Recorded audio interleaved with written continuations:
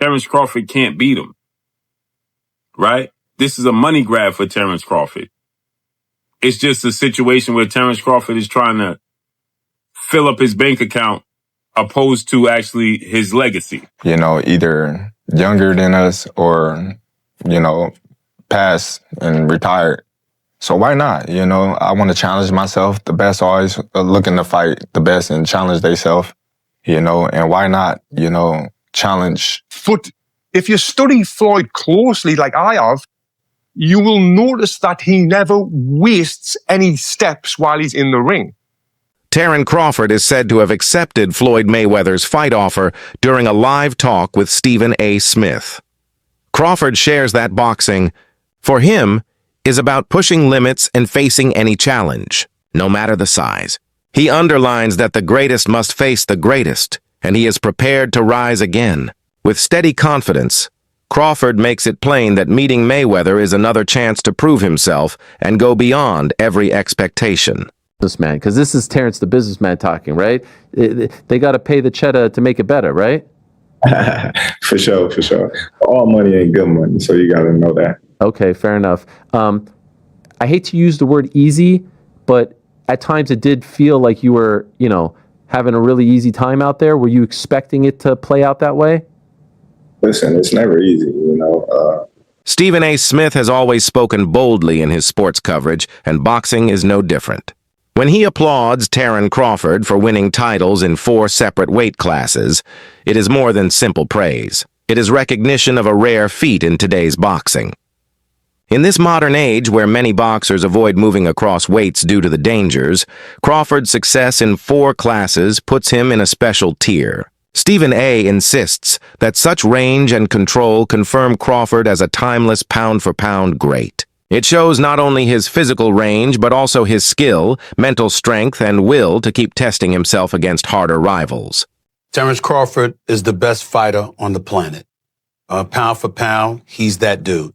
In this 4-belt era, he is now the undisputed world champion 3 times over. 140 pounds, 147, now 168 pounds, claiming all the belts. You don't see people doing that very often. Going up against a guy who was perceived as being bigger and stronger, Crawford was strong.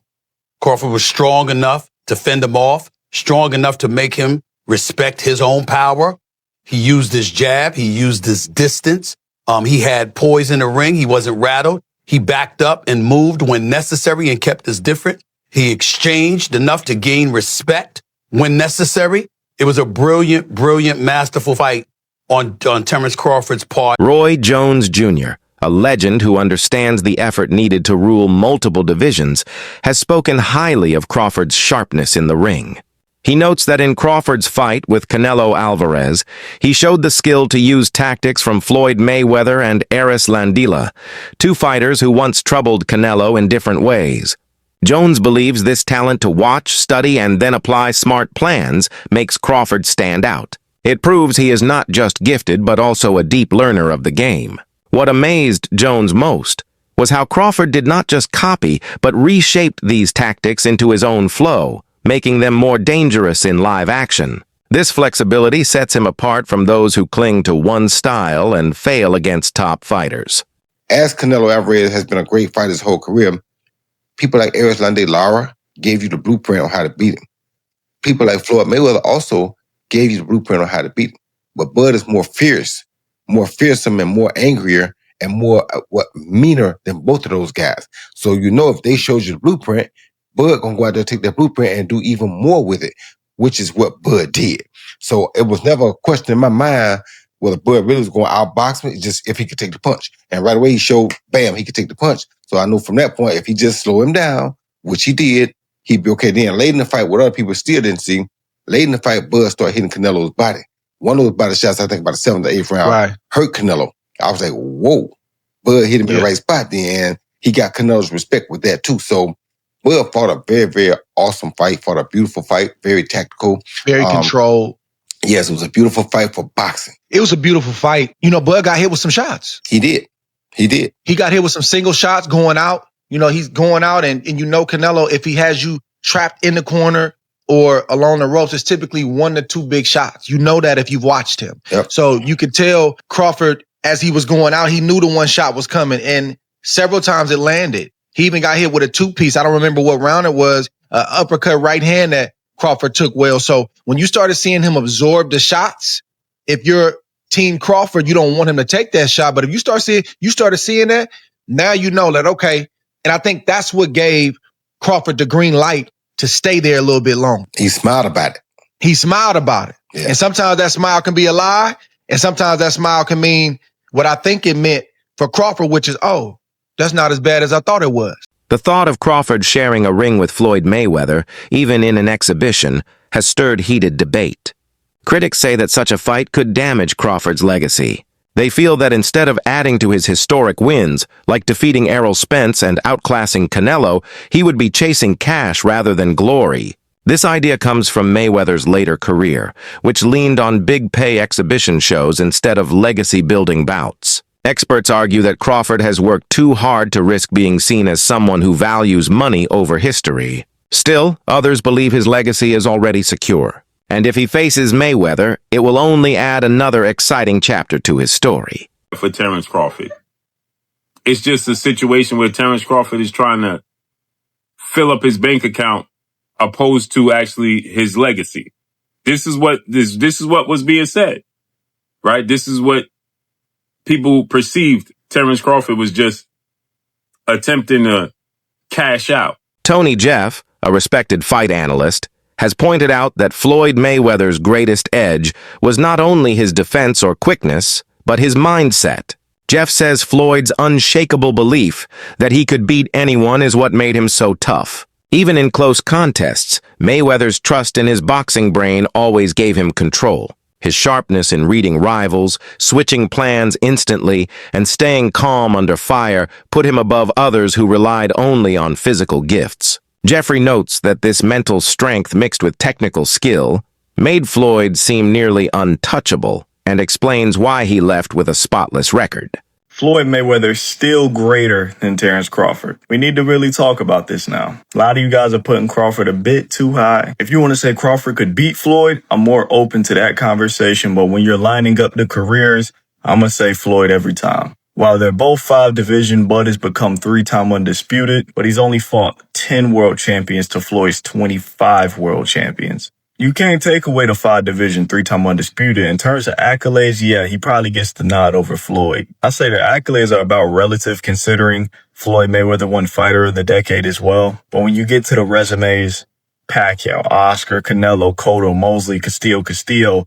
Marquez, Zab, Gotti, Hatton, and Corley. It's probably way more people that this guy just didn't name. And then when you get to Bud's resume, not saying it's just bad, but only names that's really worth mentioning is going to be Spence and Canelo. It's not a knock on Bud. Bud was not able to make those fights early on in his career. But I got to tell you guys what it is. Bud's resume just doesn't line up with Floyd's. Take their top 20 wins. Bud don't even got 20 wins to really sit here and name. Floyd got a good 20-something plus. Bud probably got about 10 wins that we could really sit here and name. Floyd's still greater than Bud, in my opinion. The boxing world always craves thrilling showdowns. And lately, one of the biggest talks is Terence Crawford facing David Benvidas. Benvidas brings size, heavy hands, and nonstop pressure, traits that offer a new danger. Fans see this matchup as the type of gamble that could test Crawford more than anything yet. The buzz keeps growing, even though nothing official has been set. What this chatter shows is the hunger for high-risk, career-defining bouts instead of money-driven exhibitions. Crawford against Benvidas would be skill versus size, accuracy versus power, making it a dream clash for boxing fans. Strong mindset, they're really confident, they really believe in themselves, but you need more than that mindset. You need to have the full package of everything that I'm talking about, what Floyd has got. Fighters should only want to get better. The more you win, the more you should work hard. If you think about losing, you're going to lose. All I ever thought about was winning. So that's all I know. Floyd would visualize his success before he even stepped into the ring. There was no alternative to him but winning. And this mindset isn't just for boxing, it's for all walks of life. And I've actually done a full video talking about how I used this mindset of visualization to win my Olympic medal. And it was an absolute game changer. Now, Floyd used to use this mindset to ease the pressure that he put himself under. And he made himself think like, I'm not under any pressure right now, where he was under immense pressure. Pressure either makes you or break you. Well, you see where I'm at, so it's obvious that I'm the type of athlete or I'm the type of entertainer that can deal with pressure. There's never no pressure. Now, if you watch his fight in 2013 when he fought Canelo Alvarez, Canelo came in a young, strong, undefeated fighter, but by round 2, Floyd kind of had him figured out. He was reading Canelo's jab.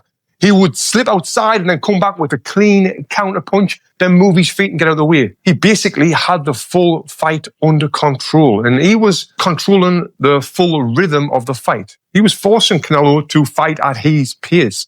And this is what he would do in all of his fights. He would get his opponent to do what he wanted them to do without their opponent even realizing it, which is what we call boxing IQ. Now, even though I'm not a fan of Floyd Mayweather personally, because of the time when I did meet him, what he said to me made me just feel like this guy is a piece of shit.